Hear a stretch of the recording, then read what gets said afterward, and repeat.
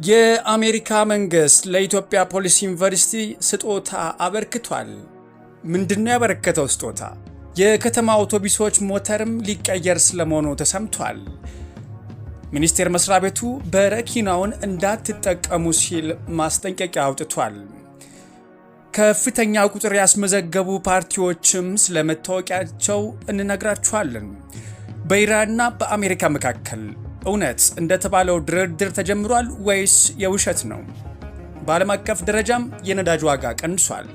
ሰላም ጤና ይስጥልን፣ እንደምን አላችሁ ውድ የኢትዮጵያ ድምፅ ተከታታዮች። የኢትዮጵያ ድምፅ ለመጋቢት 14 ቀን 2018 ዓ.ም ያዘጋጀናቸው የሀገር ቤትና የባህር ማዶ ዜናዎች ከዚህ ሰዓት ጀምሮ ወደ እናንተ የሚደርሱ ይሆናል። ከዜናዎቻችን ጋር አብራችሁ ትሆኑ ዘንድ በአክብሮት ጋብዘናል። ቀዳሚ ወዳደረግነው ዜናችን እንውሰዳችሁ። ሚኒስትሩ ኦኬ የተሰኘውን በረኪና የጥራት መስፈርት ባለማሟላቱ ህዝቡ እንዳይጠቀም ሲል አሳሰበም። የንግድና ቀጠናዊ ትስስር ሚኒስትር ኦኬ በሚል የንግድ ስም ወደ ገበያ የሚቀርበው የበረኪና ምርት አስገዳጅ የሆነውን የኢትዮጵያ የጥራት ደረጃ መስፈርት የማያሟላና ለጤና ጠንቅ መሆኑ ስለተረጋገጠ ህብረተሰቡ ምርቱ ከመጠቀም እንዲቆጠብ ጥብቅ ማስተሳሰቢያም ሰጥቷል። ሚኒስቴር መስሪያ ቤቱ ዛሬ መጋቢት 14 ቀን 2018 ዓ.ም ባወጣው መግለጫውም እንዳመላከተው በገበያ ላይ ባደረገው የኢንስፔክሽንና የክትትል ስራ በምርቱ ላይ ወካይ ናሙና በመውሰድ የእይታና የላቦራቶሪ ምርመራ ማድረግ ብሏል። በዚህ መሰረትም በምርት ማሸጊያ ላይ የአምራቹ ስም፣ አድራሻና ብሔራዊ የደረጃ ምልክት የማይታይባቸው መሆኑም ተረጋግጧል። ከእይታ ፍተሻው ባለፈም በደረገ የላቦራቶሪ ምርመራ ምርቱ በውስጡ የያዘው የሶዲየም ሃይድሮክሳይድ መጠንና የመረጋጋት ሁኔታ አስገዳጅ የሆነውን የኢትዮጵያ የጥራት ደረጃ እንደማያሟላም ታውቋል። ይህም ምርቱ ለታለመለት አገልግሎት የማይውልና የጥራት ጉድለት ያለበት መሆኑን ያሳያል ብሏል። ሚኒስትሩ የህዝቡን ጤና ደህንነትና ጥቅም ለማስጠበቅ ባለው ስልጣን መሰረትም ምንጩ የማይታወቅና የጥራት ችግር ያለበት ይህ ምርት በገበያ ላይ እንዳይሰራጭ በየደረጃው በሚገኙ የክልልና የከተማ አስተዳደር የንግድ ቢሮዎች በኩልም ጥብቅ ቁጥጥር እንዲደረግ አዟል። የከተማ አውቶቡሶች ሞተር ሊቀየሩ ስለመሆናቸው ተሰምቷል። የነዳጅና ኤነርጂ ባለስልጣን የነዳጅ ጥረትና ለመቅረፍ የከተማ አውቶቡሶች ሞተራቸው ቀይረው ወደ ተፈጥሮ ጋዝ ወይም ናቹራል ጋዝ አጠቃቀም እንዲገቡ እየተሰራ መሆኑን አሳወቀ። የባለስልጣኑ ዋና ዳይሬክተር ደስታ መኳንንት እንደገለጹትም በአዲስ አበባ የታየው የቤንዚን ሰልፍ መቀነስ የኤሌክትሪክ መኪኖች ውጤት ሲሆን ቀጣዩ ምዕራፍ የተፈጥሮ ጋዝ አጠቃቀም ይሆናልም ብለዋል። ለዚህም በቃሊቲ በአዳማና በድሬዳዋ የጋዝ ማደያዎችም በቅርቡ ስራ ይጀምራሉም ብለዋል። ከ3 ዓመት ተኩል በኋላም የሀገር ውስጥ ነዳጅ ማጣሪያ ግንባታ ሲጠናቀቅም 80 በመቶ ፍላጎት መሸፈን እንደሚቻልም አረጋግጠዋል። የሲሚንቶ ፋብሪካዎች፣ የኤክስፖርት ኢንዱስትሪዎችና የኮሪደር ልማት ፕሮጀክቶች ቅድሚያ ይሰጣቸዋል ሲሉ ግን አክለዋል። ለአብነትም የአዲሱ ቢሾፍቱ አየር ማረፊያ ግንባታ በወር 15.8 ሚሊዮን ሊትር ነዳጅ ይፈልጋል። ባለስልጣኑ በቢሊዮን የሚቆጠር ዶላር በጀት በመመደብም የጋዝ ማምረትና ኤሌክትሪክ የማመንጨት ፕሮጀክቶችን እያከናወነ እንደሚገኝም ገልጸዋል። የዓለም ጤና ድርጅት ኢትዮጵያ የማርበርግ በሽታ ስርጭት ለመከላከልና ለመቆጣጠር ያደረገችው ጥረት የወረርሽኝ ስጋት ለመቋቋም ያላት ብቃት እያደገ መሄዱን አሳይቷል አለም።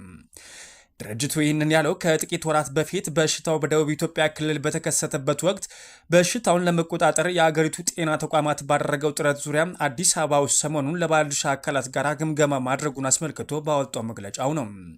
የግምገማውን ውጤት በምስራቅ አፍሪካ ቀጠና ለሚገኙ ሀገሮችና ለቢሮዎች እንደሚያጋራም ድርጅቱ ገልጿል።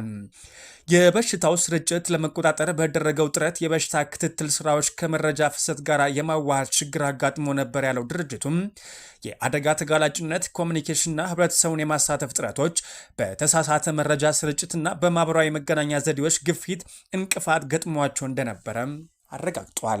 የሶማሊያ ፌዴራል መንግስት የኢትዮጵያ አጎራባች ከሆነችው ሳውዝ ዌስት ግዛት ጋር የገባበት ፍጭት ተባበሰም። ፌዴራል መንግስቱ የሳውዝ ዌስት ግዛት ፕሬዝዳንት አብዱላጂስ ናፍጋሪ የስልጣን ዘመን ስላበቃ መንግስታቸው ህጋዊ ቅቡልነት የለውም ብለዋል።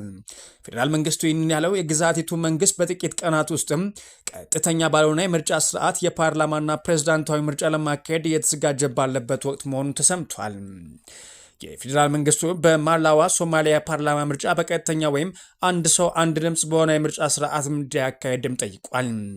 የግዛቲቷ መንግስት ከግዛቲቱ ህገ መንግስት በሚቃረን መልኩም በግዛቲቷ የውስጥ ጉዳይ የሚደረግ ጣልቃ ገብነት ህገወጥ ነው በማለትም ኢትዮጵያን አውግዘዋል ነው የተባለው። ውጥረቱ ወደ ግጭት እንዳያመራም ተሰግቷል። አድማጮቻችን ዜናዎቻችን አሁንም ወደ እናንተ ማድረሳችን ቀጥለናል። 3 ፓርቲዎች ከፍተኛ የእጩዎች ቁጥር ማስመዝገባቸውም ተሰምቷል። ኢትዮጵያ ኢንሳይደር ባወጣው መረጃ መሰረትም ለህዝብ ተወካዮችና ለክልል ምክር ቤቶች ከፍተኛ የእጩዎች ቁጥር በማስመዝገብ ብልጽግና ፓርቲ 2950፣ ኢዜማ 1256 እና ትብብር ለኢትዮጵያ 1032 እጩዎች በማስመዝገብ ቀዳሚ መሆናቸውም ታውቋል።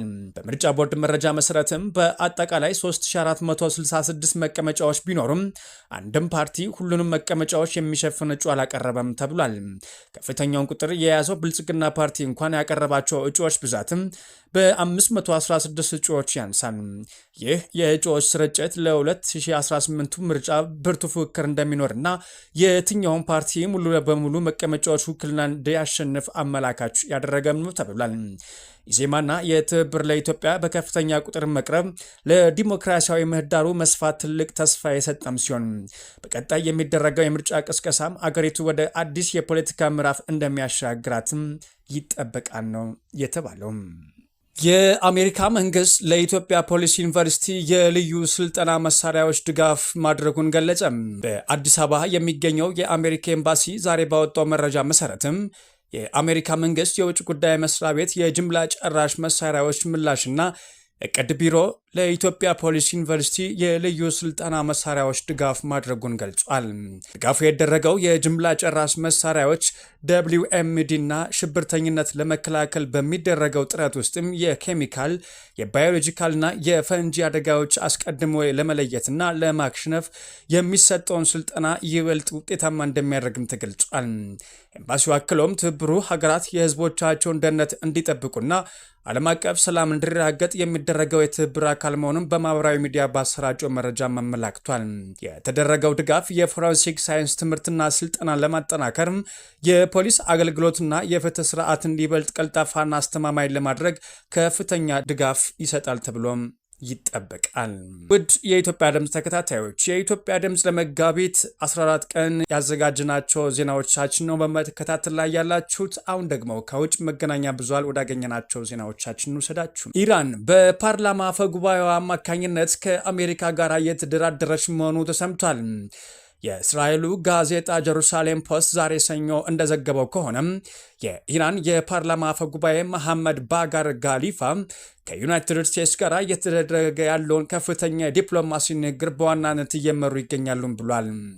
እንደ ምንጮች ገለጻ ከሆነም ጋሊፋ በቴህራንና በዋሽንግተን መካከል ሊደርስ ለሚችለው አዲስ ስምምነት ቁልፍ ሚና እየተጫወቱም ሲሆን ሁለቱ ሀገራት ውጥረታቸውን ለማርገብ ከፍተኛ ጥረት እያደረጉ ስለመሆናቸውም ተጠቅሷል። ይህ ዜና የወጣው የአሜሪካው ፕሬዝዳንት ዶናልድ ትራምፕ ከኢራን ከፍተኛ አመራሮች ጋር ንግግር እየደረገ መሆኑን ከገለጹ በኋላ ነው።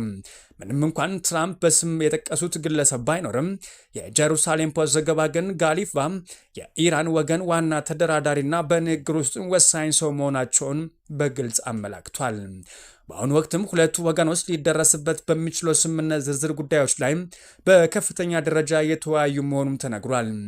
ጋሊባፍ ይህንን ድርድር እንዲመሩ መመደባቸው በኢራን በኩል ለውይይቱ የተሰጠውን ከፍተኛ ትኩረት እንደሚያሳይ ተንታኞች የገሉም ሲሆን የውይይቱ ውጤት በቀጠናው ጂኦፖለቲካ ላይም ትልቅ ለውጥን ሊያመጣ እንደሚችልም ይጠበቃል። ዜናዎቻችን ቀጥለዋል።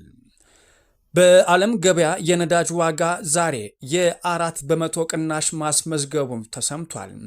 የነዳጅ ዋጋ ቅናሽ ያሳየውም የአሜሪካው ፕሬዝዳንት ዶናልድ ትራምፕ ጦር ኃይላቸው በኢራን የኤነርጂ መሰረተ ልማቶች ላይ ለቀጣዮቹ 5 ቀናት ድብደባ እንዲያካሄድ ማዘዛቸውና ከኢራን ጋር ንግግር እንደጀመረ በመግለጽ ጦርነቱ ሊቆም እንደሚችል መጠቆማቸው ተከትሎ ነው።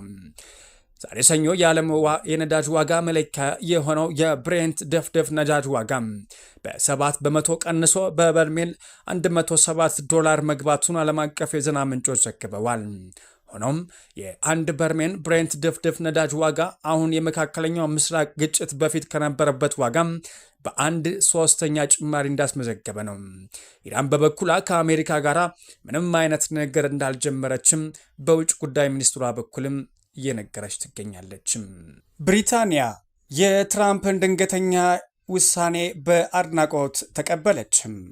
የዩናይትድ ኪንግደም መንግስት ፕሬዝዳንት ዶናልድ ትራምፕ በኢራን ላይ ጥለውት የነበረውን የ48 ሰዓት የጥቃት ገደብ ለ5 ቀናት ማራዘማቸው በይፋ አድንቋል። የጠቅላይ ሚኒስትር ኬር ስታርመር ቃል አቀባይ እንደገለጹትም በትራምፕና በኢራን መካከል የተደመረው ውጤታማ ንግግር የሚደነቅ መሆኑና ለማንኛውም ጦርነት ፈጣን መፍትሄ መገኘቱም ለዓለም አቀፉ ማህበረሰብ ትልቅ ጥቅም እንዳለውም ገልጸዋል። የብሪታንያ መንግስት በተለይም የሆርሙዝ የባህር ወሽመጥ በድንገት መዘጋቱም በዓለም አቀፍ የንግድ እንቅስቃሴ ላይ ስጋት ፈጥሮ እንደነበረ በማስታወስም ወሽመጡ በአስቸኳይ ዳግም መከፈት እንዳለበትም አሳስበዋል። ይህ የለንደን ድጋፍ የመጣውም ትራምፕ ከቴህራን ጋር ገንቢ ውይይት ማድረጋቸውና የአሜሪካ ጦር በኢራን የኃይል መሠረተ ልማቶች ላይ ጥቃት እንዳይፈጸም ትዕዛዝ ማስተላለፋቸውን ተከትሎ ነው ተብሏል።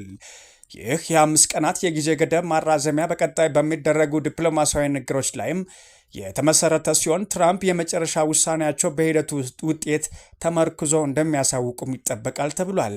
በአሁኑ ወቅትም የዓለም ትኩረት በዋሽንግተንና በቴህራን መካከል በሚደረገው ጥብቅ ንግግር ላይ ያረፈም ሲሆን የብሪታንያ ድጋፍም ውጥረቱን ለማርገብ ተጨማሪ አቅም እንደሚሆን ተገምቷል።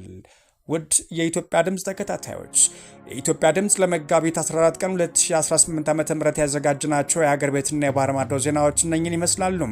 ከዜናዎቻችን ጋር አብራችሁ ስለነበራችሁ ከልብ እናመሰግናለን። ሰላምን ተመኘን። ሰላም ለዓለማችን፣ ሰላም ለምድራችን፣ ሰላም ለኢትዮጵያችን።